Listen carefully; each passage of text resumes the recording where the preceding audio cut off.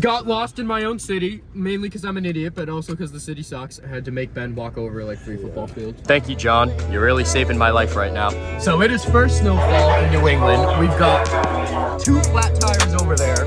We've got a car in the pole over there. Best sleigh you'll ever see.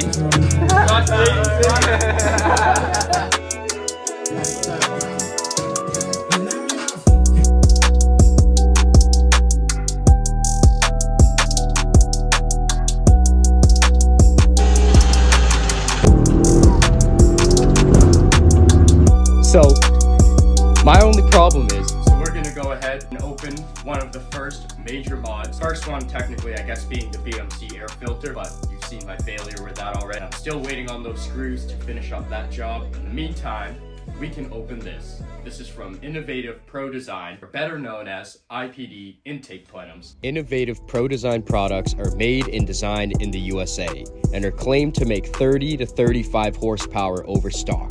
If the car makes 520, with this one item alone, it'll now make 555. We're talking about crank, obviously, and they aren't cheap. This unit is about $833. now this picture doesn't really show me much, or does it? So without further ado, let's go ahead and put this on. So just actually at first glance, I see what IPD is talking about now. Go into the bottom of the new plenum, and then this one gets blocked off with that plate. Now the video made this look easy, but those intercooler hoses are extremely tight onto the plenum, just like the turbo inlets in the last video. Those Torx bolts look like they twist, but they actually just pull straight out, and then you can pull the plenum straight off. But not without a little drama. That vacuum line ended up shattering upon removal. So after watching me struggle with that, we need to order more parts, because this plastic, and there's a hose that goes over here. This hose has to get replaced, and honestly, it's probably easier to replace this entire thing right here.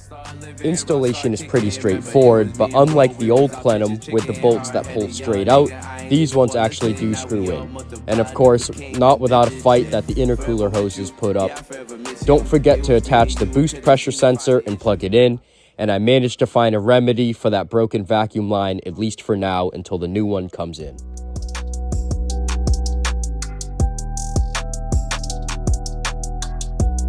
But most importantly, it is daylight and I don't see any coolant leaking. That oil right there is from this hose from when it broke. So all is clear in the coolant department. So we can go ahead, put this back on. Bleeder valve cover thing. But before we go here, I wanted to show you the inside of the original plenum, which at first glance actually looks pretty smooth, but if you look at it, you can see ribs in it. And then it's got some protruding things inside and then there's also like how the plastic was assembled. So it appears to be made in 2 pieces. So you get that line.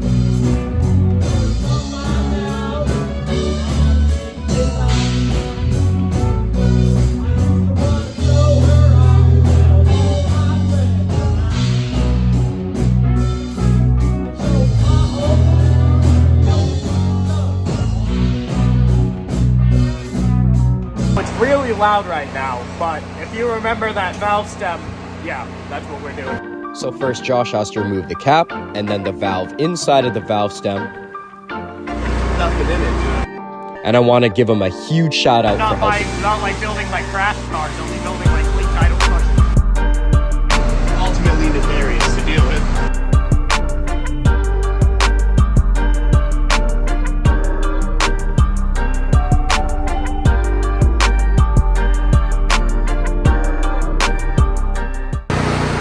So a long battle, and you saw that absolute struggle. The time lapse will not make that seem like real time, but that was a bitch. So Josh has got the old one out, and it's the same design as the new one.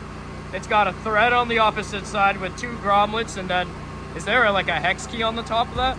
Oh, yeah. So same thing. So Josh is an absolute savage for getting that apart. There's all of his problem right there. All corroded.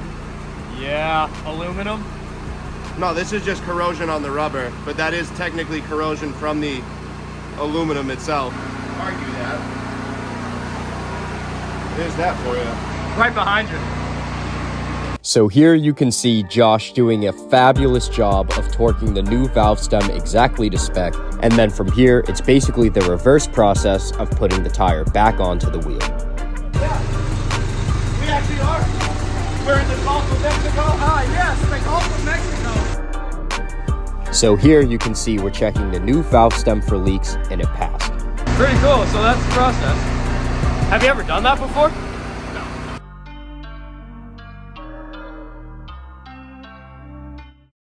TT has made its way to its new home. To a good owner, fellow Porsche enthusiast and vehicle enthusiast. And here's something exciting. I finally got these OEM screws from Amazon for the airbox, so I can finally put it back together and put this mod back into the car. Here, I'm drilling out the remainder of the old fasteners that are in the airbox, and these BMC air filters are about $200 to $250, and they add about 15 horsepower. And with the final one drilled out, I'm just gonna shake it off a little bit to get all the debris out of there. A big stretch from the Mr. Piggly, and I can finally put the new screws into the airbox and get it all squared away. No pun intended, even though it's a rectangle.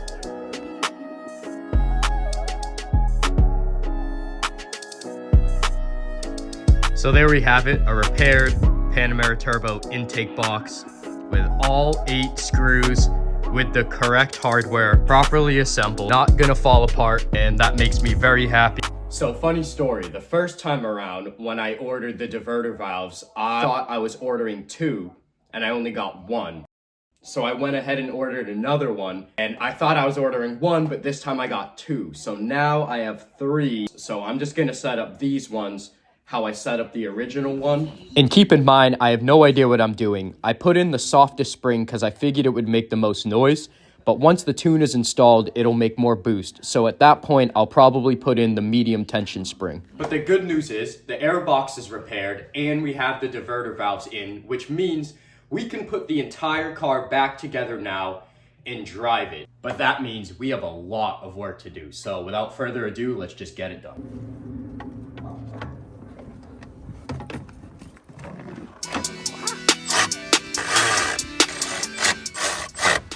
With the airbox secured, we can put the air ducts back together on either side. And then we can reattach the front bumper in the same order that we took it off in. There's a lot of plugs and a lot of wires, but they're pretty simple. Remember to do the washer fluid, the airbag, the main wiring harness, and the side markers. On the driver's side, there's only one main wiring harness plug and a side marker. Then we can attach the bolts that go up top, the screws that go into the fenders, and the plastic covering that goes over it. Don't forget about the molding that goes around it. Remember those metal retainer clips as well that go on the sides. With the bumper fully secure, we can go ahead and replace that faulty washer fluid pump, and then we can put in the diverter valves. You'll see that this is actually quite a pain in the ass. So if you can see this, guys, the pump I need to replace is right there. For some reason, the pump was extremely hard to get out, but here you can see we've got the new Continental unit in. Remember to attach the hose that actually goes to the washers, the level sensor plug, the plug that goes to the pump, and we can attach this connector back into place. Now, we're on to the diverters.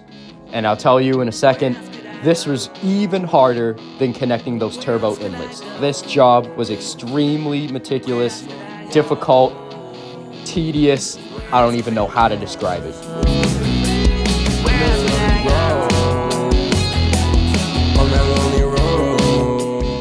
And I literally never want to do that again. The passenger side, I'm not happy with how it's sitting, so I'm going to take it apart one more time and redo it. I'm finally happy with how the clamps are sitting all the way around. I have both the diverter valves in on either side with the vacuum hose hooked up. Like I said, that was absolutely awful. That was one of the worst. That might have been worse than putting in the turbo inlets. I don't know why. That was so difficult. We can finally go ahead, button up the fender liner, put in the aluminum brace, underbelly pan back in. Before we continue that, let's actually fire it up and see if the washer fluid works or not.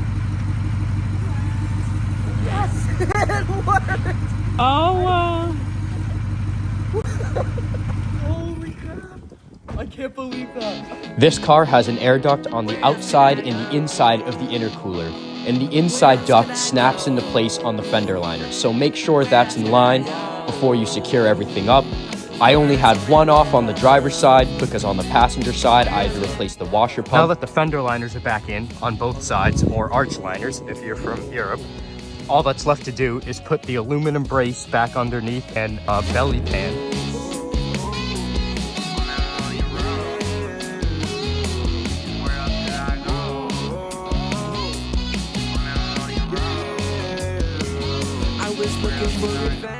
Now that the aluminum pan and the underbelly pan are back together, we can finally put the wheels back on and put this car back on the ground. And most importantly, see if that chassis fault goes away. Back against the wall, flexing.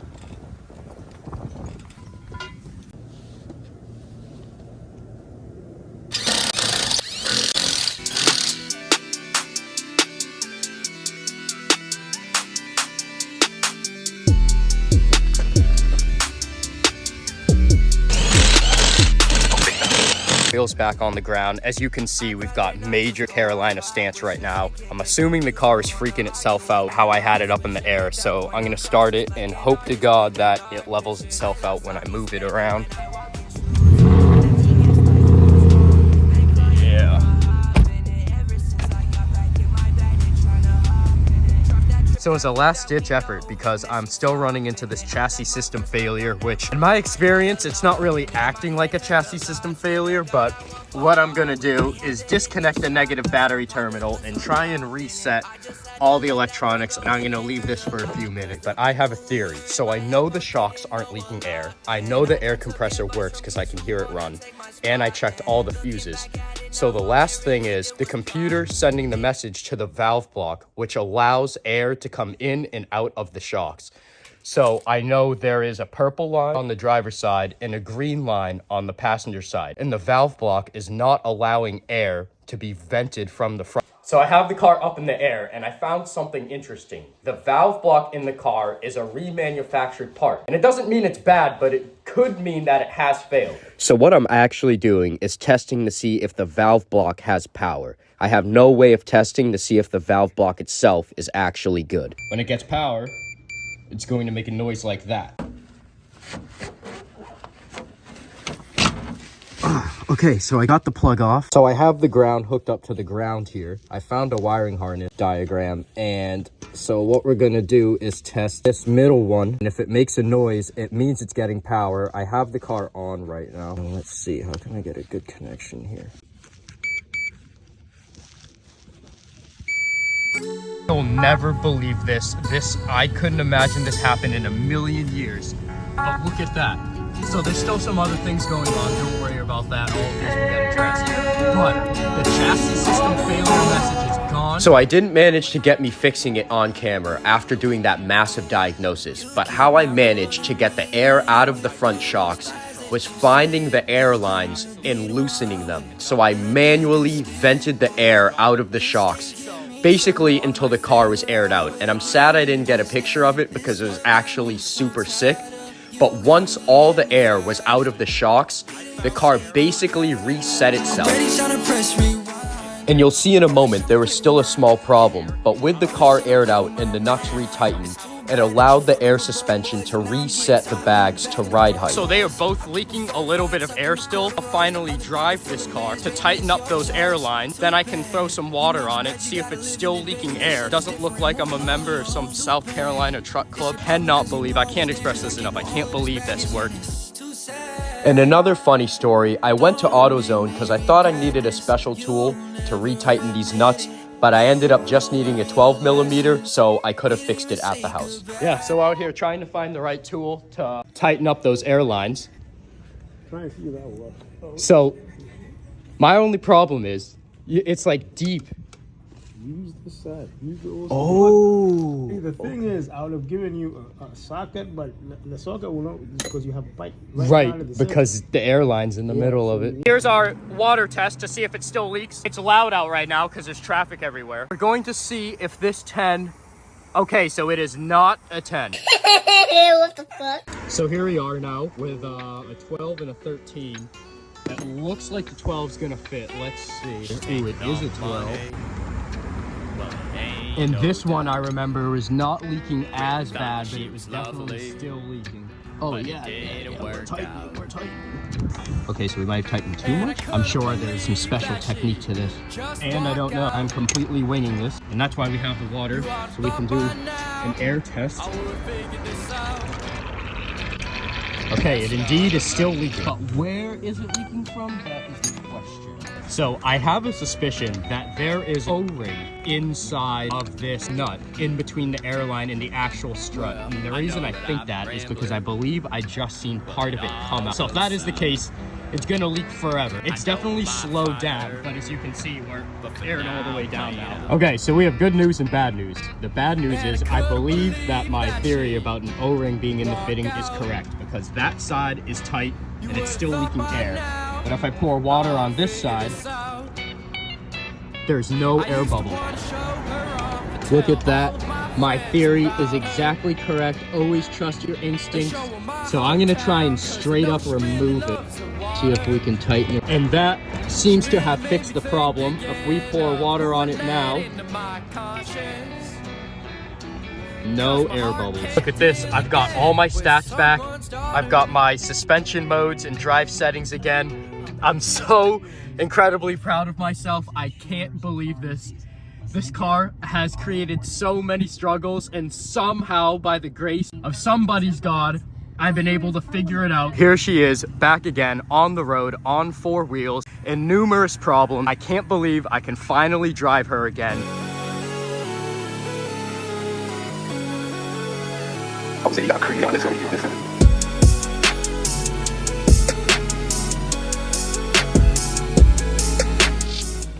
Outside, Ben, Panamera works. We can drive it. And Ben. I was just down bad. Rail spill. I done hit that trail. I came up right off the road. I stay so true. Why my head is standing still. I cannot feel. Have a safe flight home, bro. I hope it was a good time. That's the craziest day. Thank you, John. You're really saving my life right now. I love you, buddy. So at the moment, we still got to get the X pipe installed, get the car line, replace the shattered PVC line, install the downpipes, install the tune, and put the Porsche logos back on the calipers. And I ordered one last surprise for the car, full V2 Maxton design gloss black lip kit. We are going to replace the rear brakes, which is something I've needed to do for a long time. So I know I might get some shit for this in the comments, but I am pad slapping the rear of this car, and for 2 reasons. 1, the rear rotors really aren't that bad, and 2, they are wildly expensive, and I spent a grand amount of money already doing the front rotors. Our list is coming to an end here. We'll drop her back in. Oh, I have to turn the level control on. So you press and hold. A moment now. There we go. Level control on. We can exit out, and then we can go into Sport Plus.